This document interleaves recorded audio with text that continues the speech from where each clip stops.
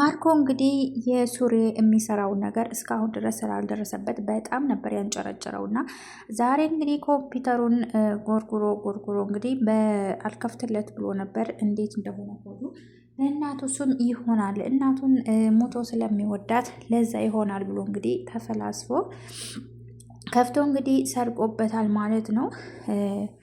ምቀኛ ነው እንግዲህ የወንድም ምቀኛ ማለት ነው። እንግዲህ ሱሬ በጣም ብልህና ጥሩ ሰው ነው። በእናቱም ደግሞ አይደራደርም። እናቱን ከፍ ዝቅ ሲያደርግበት እንግዲህ ማርኮ እኔን እንደፈለግ ማድረግ ትችላለህ፣ እናቴን ግን በፍጹም ልትናገራት አይገባም ብሎ እንግዲህ አንገቱን ነበር ያነቀው። እንግዲህ በባለፈው ክፍል ያው ሀኒ መታው ስለሄደች እንግዲህ አንተ ነህ የመታሃኝ፣ በዚያን ሰዓት ክፍል ነበርክ፣ ልጅቷንም በር ከፍተህ ያስጠፋሃት አንተ ነህ ብሎ እንግዲህ ያው እሱ ምንም ነገር ስለማያውቅ በጣም ነው ያንጨረጨረው። እንግዲህ ኮምፒውተሩ ላይ ቁጭ ብሎ እሱ ስራውን እየሰራ ግዴታ እናቱም ኧረ የኔ ልጅ ይበቃሃል እባክህ መሽቷል እኮ ተኛ እያለችው አይ የጀመርኩትን ፕሮጀክት መጨረስ አለብኝ አባቤ እኮ በእኔ ይተማመናል። ምንም በሱ በማርኮ የተነሳ ብንጣላም ግን ደግሞ በስራዬ እኮ ይተማመንብኛል ማምና ስራዬን ጨርሼ አባቤ ማስደሰት አለብኝ ብሎ እንግዲህ ስራውን በአግባብ እየሰራ ባለበት ሰዓት እንግዲህ ግዴታ ነገር ፍለጋና እና ደግሞ አባቱ እንግዲህ የስራህን ተጨረስክ፣ የሰጠውህን ስራ በአግባብ ተጨረስክ፣ የፈለግከውን ነገር አደርግልሃለሁ ብሎ እንግዲህ እኔም ደግሞ የጀመርኩትን ስራ ጨርሼ አስደስትሃለሁ ብሎ እንግዲህ ቃል ገብቷል። እሱም በዛ መካከል እንግዲህ ያው ማርኮ በጣም ነው የተናደደው። ለምን አባትና ልጅ እሰራላችኋለሁ እያለ እንግዲህ በጣም እየዛተ ነበር። ዛሬ እንግዲህ ማርኮን ሱሬን እንግዲህ ያው የሚሰራውን ስራ እንግዲህ ደርሶበት ያው በስልኩ ወስዶበታል ማለት ነው። እንግዲህ ምቀኛ ነው እንግዲህ የወንድሙን ደስታ የማይፈልግ ወንድሙ ትልቅ ደረጃ ደርሶ እንደ ወንድም ተከባብረው እና እንደ ወንድም ተዋደው ቢቀመጡ ቢኖሩ ኑሮ እናቲቱ እንኳን ራሱ እናቱን እንኳን እንደዛ ከፍ ዝቅ እያደረገ እየተናገረ እና በጣም ነው የሚያሳዝነው። እንግዲህ ቀጥታ እነ ቃል ቤት ነበር የሄደው ሀኔን ተከታትሎ እንግዲህ ያው ዳግም ይሄ ነው ቤታቸው ብሎ ሉሊት ነው የተደበቀችው የቃል ቤት ይሄ ነው ብሎ ባሳየው መሰረት እንግዲህ እዛ ሲሄድ ያገኘው ነገር ደግሞ የማይጠበቅ ነበር። እዛ ሲሄድ ሰኒ ነበር ያለችው። ሰኒ እንግዲህ ድንብርብሯ ወጥቶ አሁን ምን ልለው ነው ተዋረድኩ እያለች የሆነ ሀሳብ ማንጣት አለብኝ ብላ እንግዲህ ይህ አንቺ እዚህ ምን ትሰሪያለች ደግሞ አንቺ ይሄ የሀኒ ቤት አይደለም እንዴ? ቆይ አንቺ ምን አባሽ ነው የምትሰሪ? እያናገርኩሽ እኮ ነው ብሎ እንግዲህ አፋጦ ሲላት እንግዲህ አይ እኔ እኮ አግብቼ ይሄ ራሴ ቤት ነው የምኖረው ብላ እንግዲህ እየተደነባበረኝ ስትለውም በጭራሽ ሊያምናት አልፈለግም። አዎ ይሄ ቆይ ፍቅረኛ ቤት አልተጋባንም፣ እስኪ ቀለበትሽን አሳይ ብሎ እንግዲህ አልተጋባንም፣ ግን ያው ፍቅረኛ ጋር ነው የምኖረው ምናምን ብላ እንግዲህ እንደማንም ብላ አሳምነዋለች። ሀኒ እንግዲህ በሰላም ወጥታ ወንድሟ ጋር ተደብልቃለች ማለት ነው። በሰላም እንግዲህ ያው ተደብልቃለች። እሱ ግን ያው እየተከታተላት ነው። ያው መታውም እንግዲህ ያው ማን እንደመታው ባያውቅም ግን ደግሞ ያው ታገኛት አይለቃትም። እንግዲህ የሱሬ እናት እንግዲህ ለፂ ንገራት፣ ወደፊትም ሆነ መቼም ቢሆን መናገር ስለማይቀር የኔ ልጅ ንገራት እባክህ፣ እንደማንም ብለህ ልትነግራት ይገባል ብላ እንግዲህ ያው ማም እንዴት ብዬ ልንገራት እያለ እሱም ደግሞ በጣም ታስፈራለች፣ እንደ እድሜዋ አይደለችም፣ በጣም ነው የምታስፈራው፣ እንዴት ብዬ ልገነት ብሎ እንግዲህ ያው በጣም ነው እንትን ያለው። ሰላም አለይኩም ወራህመቱላሂ ወበረካቱ። ውድና የተከበራችሁ የተወደዳችሁ የኑራ ቤተሰብ ሰላም ሰላም ብያለሁ። ሰላማችሁ ብዛ በያላችሁበት። ለዚህ ቻናል አዲስ ሲሆናችሁ ሰብስክራይብ፣ ላይክ፣ ሸር አድርጉ። ዛሬ እንግዲህ ሐረግ ድራማን ይዤላችሁ መጥቻለሁ። ሐረግ ድራማ እንግዲህ ሲቀጥል በባለፈው ክፍል እንዳየነው እንግዲህ ሀኒ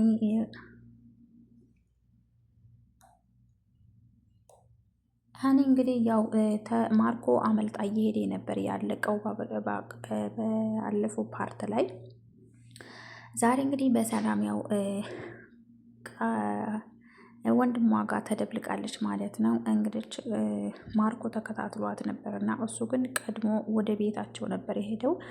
ቤታቸው እንግዲህ ሲሄድ ሀኒ አልነበረችም። እንግዲህ ሀኒ ቀጥታ ያው እሱ ቃል እነዚህ ጋር ስለነበር ቀጥታ ወደ እነዚህ ቤት ነበር የሄደችው እና አላገኛትም። እንግዲህ እዛ እነሱ ቤት ሂዶ እንግዲህ ሀኒን ሰኒን ነበር ያገኘው። ሰኒን እንግዲህ ያው አስጨንቆ ምን ብሎም አንቺ ምን አባሽ ትሰሪያለሽ እዚህ ብሎ እንግዲህ ያው እንደማንም ብላ ሸውደዋለች። እንግዳማ ይሄ ዳግም ዋሽቶኝ ነው ማለት ነው፣ በቃ ሁሉም እንደጅ ላዩ ብሎ እንግዲህ ተናዶ ነበር።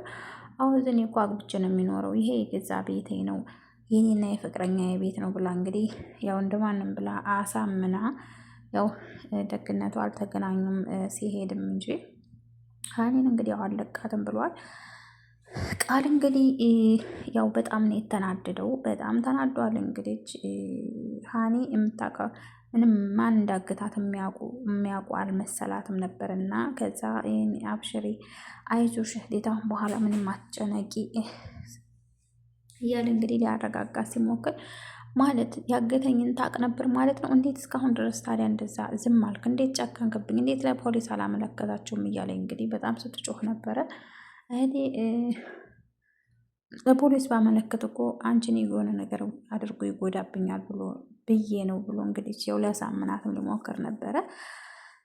እንግዲህ ያው ወደ ቤት መሄድ አለብኝ ብላ ወደ ቤት ነበር ቀጥታ የሄደችው። ቤት ስትሄድ እንግዲህ ቃል በጣም ተናዶ ሰኒ እየተንቀጠቀጠ ነበርና ያ ሰውዬ አላገኛቸውም አሁን እኮ ነው የወጣው ብላ ስትነግረው እንዴት ቢደፍረኝ ነው ቤቴ ድረስ የመጣው? ቆይ አንቺ የት አባሽ ነው የምታውቂው? ብሎ እንግዲህ ሰኒን በጣም ነበር ሰኒን ደግ አድርጓታል በነገራችን ላይ። ምክንያቱም የተቀመጠችውም ለተንኮል ነው። ያው እህቱ ስለጠፋች ብላ ነገሮችን ያው ሸፋፍና ነው እንጂ እነሱ ሁለቱ ሀኒም የታገተችበት ምክንያት ሲሄዱ እንግዲህ ያው የሄዱት የሚታገተችበትም የዛን ዕለት እንግዲህ ጽንና ቃልን ለማለያየት ብለው እንግዲህ ቃልንና ወንድሟ ለማገናኘት ነበረ የሄዱት ማለት ነው። እና እንግዲህ ሀኒ የታገተችው ያው ጽንና ቃልን ለማለያየት አስባ ነበረ። እንግዲህ እሷን ባልተረዳችው ገና ለገና ያው ጽን የምታገባው የልጇ አባትን ስላላገኘችው ነው ብላ በመጥፎ ስለተረዳችት ጓደኛዋን እንግዲህ ያው ልትመርዝ ነበረ። በዛ ነው እንግዲህ ሰኒም እንግዲህ ያው ቃልን እወደዋለሁኝ አፈቅረዋለሁኝ ከእሱ ተለይቼ መኖር አልችልም ብላ እንግዲህ ያው ስላሳመነቻት ቢያንስ እንኳ የእሷ ባይሆን ወንድሜ መትረፍ አለበት ብላ እንግዲህ ልትተባበሪኝ ይገባል ብላ ነበረ የምትወዳትን ጓደኛዋን እንግዲህ ከቤቷ አባራ እንደ ውሻ አመናጭቃ ከቤቷ ያባረረቻትን ልጅ እንግዲህ ነይ ልትረጂኝ ዛሬ ተጎኔ እንድትሆኔና ልታግዥኝ ይገባል ብላ እንግዲህ መርዝ ምግብ ሰርተው እንግዲህ ያን የተመረዘ ምግብ ለዚህ ወስደው ሊሰጡ ነበረ። ግን ደግሞ አልተሳካላትም። ተንኮሏን ስራዋን ሰጥቷት ያው ታገተች ማለት ነው። እና እንግዲህ ጽዬ ይህን ሁሉ ታውቃለች። ለምን ሉሊት ስለምታውቅ ሁሉንም ነገር ነግራታለች። ለዛውም እንግዲህ ያው ስለታገተች ያው ነገሮችን አላካብድም ብላ ጥላ ትታች ጸጥ ብላቸዋለች ማለት ነው። እና እንግዲህ ቃል ምን አባሽ ልትሰሪ ነው እዚህ? ቆይ ምን ፈልገሽ ነው እየገባሽው? ለምንድን ነውስ አንቺ? ቆይ ምን አስበሽ ነው እዚህ? ውጪ! እህቴን ያሳገትሻት አንቺ ነሽ ለዚህ ሁሉ መንስኤ ብሎ እንግዲህ ጉሮሮዋን ሊያንቃት ሲል ሀኒ እንግዲህ እባክህ ችግር አትፍጠርብኝ ልጅቷን እኔ ነኝ ያመጣኋት ብላ እንግዲህ ደግሞ አለማፈሯ ስትለው እንግዲህ ዝም በሉ ብያቸዋለሁ ብሎ እንግዲህ በጣም ተናዶ ስሜታዊ ሆኖ ነበር። እና ይሄ አንተ ማንነት አይደለም እያለች እንግዲህ ሰኒ ራሱ አይ ማንነቴን ከአንቺ ከምታውቂኝም በፊት እኔ እንደዚህ ነኝ ብሎ እንግዲህ ፍጥጥ ብሎ ነበር ሊያጋጫት ነበረ ጉሮሯን አንቆ። አሁን እውነቱን እዚህ ቤት የገባሽበትን ነገር ትናገሪያለሽ ወይስ ደግሞ በዚህ በመስኮት አንጠልጥሌ ልጣልሽ ብሎ እንግዲህ በጣም ነበር ስሜታዊ የሆነውና ከዛ እንግዲህ ያው ገድላት ብለው እንግዲህ አውቃ ራስ የሆነ ነገር ማድረግ አለብኝ ይሄን ግርግር ለማስቆም ብላ እንግዲህ ራሷን እንዳዞራት አድርጋ ራሷን እንደሳተች አድርጋ እንግዲህ ሶፋው ላይ ስወድቅ እሱም ሁሉም ደንግጠው ነበረ። በተለይ ቃል በጣም ነው የደነገጠው። ከዛ እንግዲህ እሱም ውሃ ሊያመጣ ሄደ። እንግዲህ እሷ ነገረ ግርግሩን ለማስቆም ብዬ ነው ደህና ነኝ ብላ ስትላቸው እንግዲህ ያው ለእነሱ ብላ ይሄን ሁሉ ማድረጉ አልነበረባትም። ምክንያቱም እነሱ ያው ለእሷ ጥላት ናቸው። ምንም ቢሆን አሁንም ቢሆን ተንኮል ነው ሴራ ነው የሚያሰሩላት እና አሁንም ቢሆን ምንም ቢሆን ሀኒ አሁንም ብትመጣም ያው ከስተቱ አትማርም። ምስኪንም እንደ ጓደኛ አታያትም ማለት ነው። ምክንያቱም ያው ምቀኛ ሆናለች። በቃ ቃል የወደዳትን እሱ ወዶ ፍቅሩ ወስኜበታለሁ ብሎ በእኔ መካከል አትግቢ ብሎ እንግዲህ ሁሉንም እውነት ቢነግራትም ግን ደግሞ እሺ ልትል አልቻለችም ማለት ነው። አይ እና እንግዲህ ያው ዞሮ ዞሮ በሰላም ወደ ቤቷ ተመልሳለች። ማርኮ እንግዲህ በጣም ምቀኛ ሆኗል። ወንድሙ የወንድሙን እድገት እና የወንድሙን ደስታ አይፈልግም በጭራሽ። አንደኛ እናቱንም ስለሚጠላ እሷንም እናቱንም አባቱንም ራሱ አይወደውም። አንተ ሽማግሌ ቆይ እሰራልሃለሁ፣ አንድ ቀን እደፋሃለሁ እያለ የገዛ አባቱንም ራሱ ከላይ ተላይ እሺ ይላል። ብቻ ሱሬንና እናቱን ለማለያየትና ለማጣላት ሁለቱን ያልሆነ ነገር እንደ ሴት እያመላለሰ ይነግረዋል አባቱ።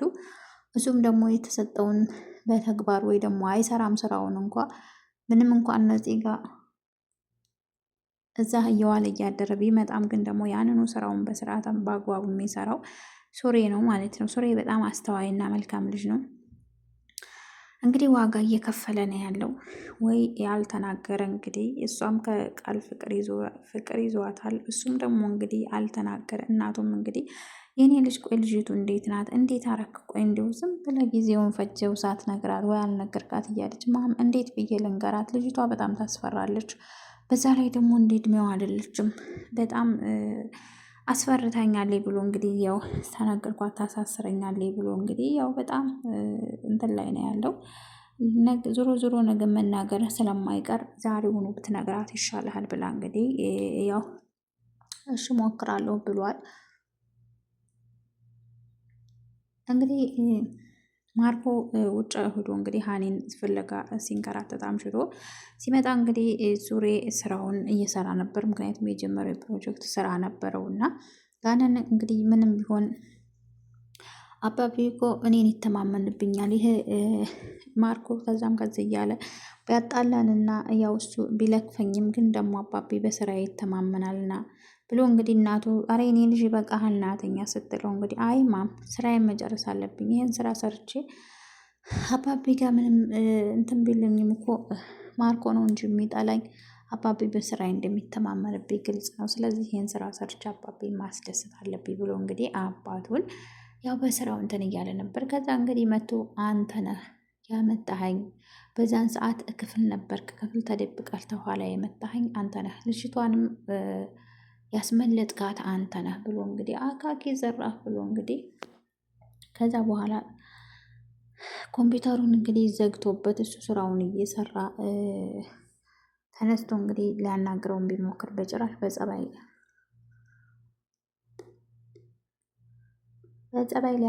ሊያናግረው ራሱ ፈቃደኛ አልሆነም።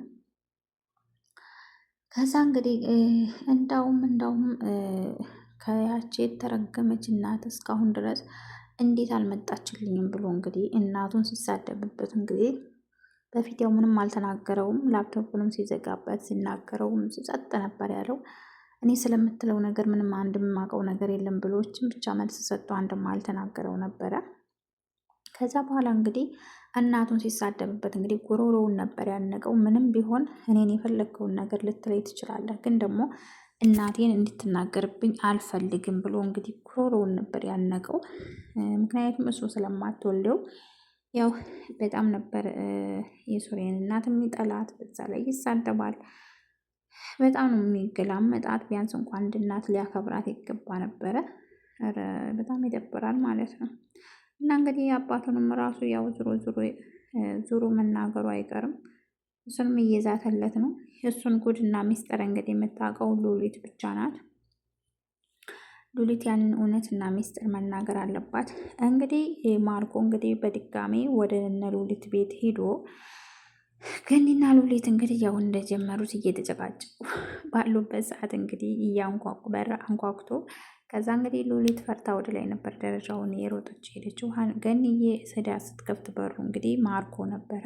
አንተ ሰላቢ ምን ልታረግ መጣ ደግሞ በድጋሚ ቤታችን ብላ እንግዲህ አንዳች ነገር ይስለብሽ እና አሁን ወደ ተዞር በይልኝ ብሎ እንግዲህ እሱም በሩን ከፍቶ ነበር የገባ። አሁን የት አለች ያቺ የተረገመች? ቀጥ ብለሽ ጥሪያት እና ትምጣ ብሎ እንግዲህ እዛ ሲላቸው ማናት ደግሞ እሷ ማናት እያለ ገኒዬ አሁን ርቁ ብዬ በፖሊስ ተማሲዘው ውጣ ከቤታችን ስትለው እንግዲህ አድርጊው አንቺም ራስሽ ቀጥ ብለሽ አሁን ገብቼ ቤቱን ከምትፈትሸው በፊት ሂደሽ ጥሪያ ብሎ እንግዲህ ሲጨቃጨቁ እንግዲህ አንቺንም በዛ አቅጣጫሽ መታገቶሽ አይቀርም ብሎ እንግዲህ ያቺ ስልባቦት ሜርሲ እንግዲህ ወጣ ወይ ሉሊት ስላልመጣች እኮ ነው ያልደወልኩልህ እንጂ ብመጣ ልደውልልህ ነበር ብላ ጭራሽ እንግዲህ እህቷን ያው አሳልፋ ልሰጥ ያው ምንም አልቀራትም። ምክንያቱም ከሉሊት ጋር ትንሽ ብትጣላ ሉሊትን ያው አሳልፋ ትሰጣታለች ማለት ነው። እንግዲህ እንደዚህ እያለ ድራማው አለቅ ማለት ነው። ቤተሰብ ባይ ባይ።